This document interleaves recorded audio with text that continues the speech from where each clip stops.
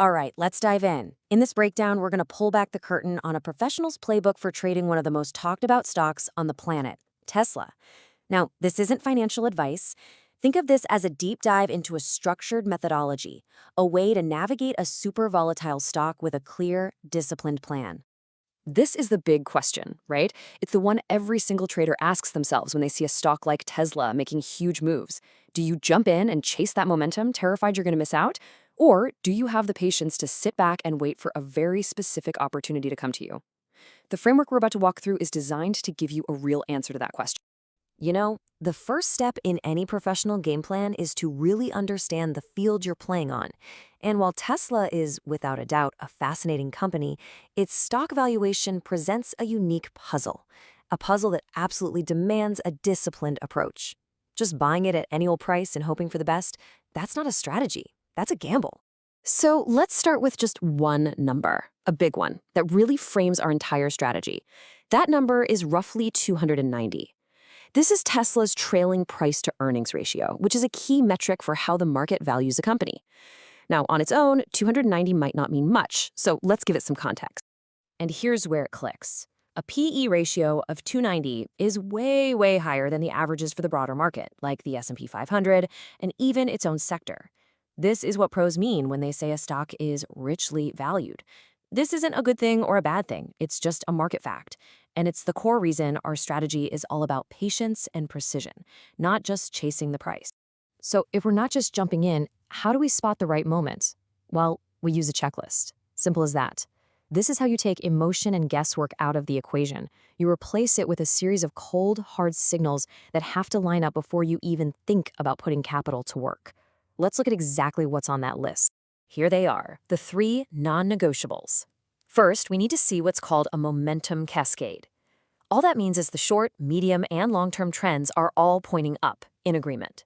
Second, we look for a top SAX rank, a 1 or a 2. This is a crucial check on the fundamentals. It tells us that professional analysts are actually raising their earnings estimates for the company. And third, we want to see insider buying. Are the people running the company buying their own stock? That's the ultimate vote of confidence. Okay, so only when all three of those signals turn green, only then do we start looking for an entry. The first strategy is a classic, buy the dip. But here's the key. We don't just buy any dip. There are two very specific zones we're watching. Here you can see the two approaches laid out side by side. The aggressive plan looks for an entry on a smaller pullback, somewhere between 360 and 380, and it accepts about a 12% risk. The conservative plan waits for a bigger discount down in that 330 to 350 area with a slightly tighter risk of around 10%. The most important thing here is that both plans are defined with total precision. The entry, the exit if you're wrong, and the target. Which one you choose just depends on your own tolerance for risk. But what if the dip never comes? What if the stocks just kind of consolidates for a bit and then gets ready to move higher? For that scenario, you need an alternative plan. And that's what we call the breakout play. A breakout entry is a totally different mindset. Instead of buying weakness on a pullback, we're actually buying strength. We are waiting for the stock to prove to us that it wants to go higher by punching through a known ceiling, a resistance level. And a trade like this requires a very specific trigger. For this trade, the trigger is literally everything. It's a clear, unmistakable line in the sand. If the stock crosses it, we act. If it doesn't, we don't. Period. And that trigger is a confirmed close above $460 a share. And notice, it has to happen on strong volume. That combination is the signal that big money and real conviction are building for the next major leg up. And, of course, just like our pullback strategies, this breakout play has its own strict set of rules. The stop loss is placed just below that old resistance area, which clearly defines our risk. And the initial target is based on a calculated move higher. The entire trade is mapped out before it's even placed.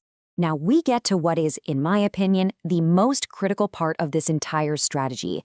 Look, finding a potential entry is one thing, but managing the trade, and maybe more importantly, knowing when to stay away completely, that is what separates the pros from the amateurs.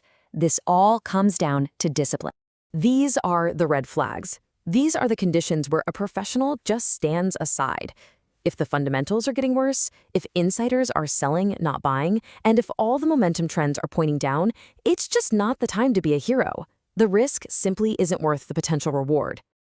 So let's bring it all together. What does a disciplined approach actually look like?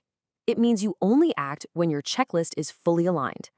It means you size your position so that if you hit your stop loss, the loss is totally manageable. It doesn't hurt. And it means you have a plan to take profits at your predefined targets, maybe leaving a small piece on to run if the trend turns out to be really powerful. This quote really gets to the very heart of it all. This entire framework, the checklist, the entry zones, the stop losses, it's all designed to do one thing: create a plan.